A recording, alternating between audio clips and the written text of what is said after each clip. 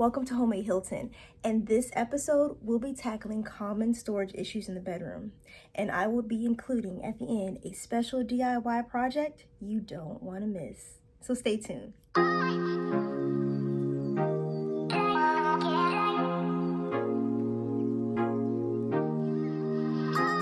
So here is your standard boring closet, and what we want to do is add more function. First thing we need to do is clear the closet out. So that would include removing the old wired shelving.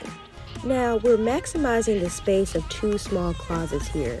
In part one, we're just covering the first small closet, which would feature places to put your accessories and your casual items, along with shoes.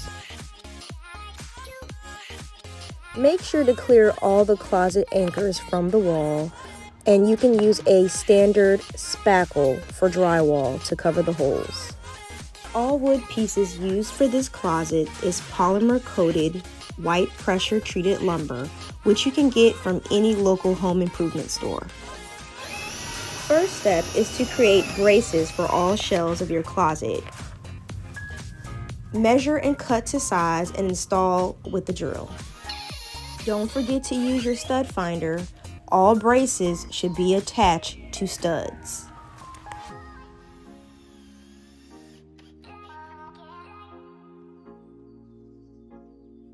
Now that all our braces are in place, let's add the shelving.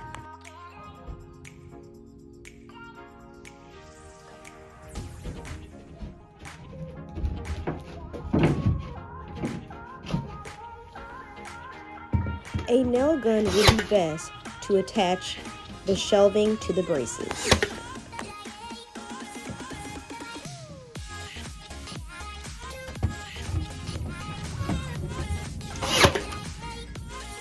Now that all shelving is attached, we added an extra square brace underneath the top shelf for hanging items.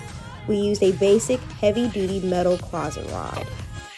We gave the closet a nice fresh coat of white paint, and voila, you have maximized your closet space. Give it a try. I don't know if most of you are aware of this, but it is very difficult to find end of the bed seating for a king size bed. The benches are usually too small. We decided to revamp a tall storage cabinet. All you need to do is cover the existing holes with plaster and sand it down. Make sure you sand it down properly for a smooth finish and so the paint can adhere properly. Next, I painted it using Shadow Mountain Paint by Behr, which is the same color as the main king size bed. Make sure to smooth out the paint and double coat it, and make sure if you need to get a good primer, because we're going to be putting storage items on top of the paint.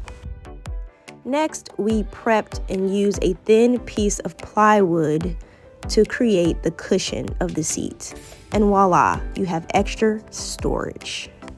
Make sure to like and subscribe to our channel and stay tuned for part 2.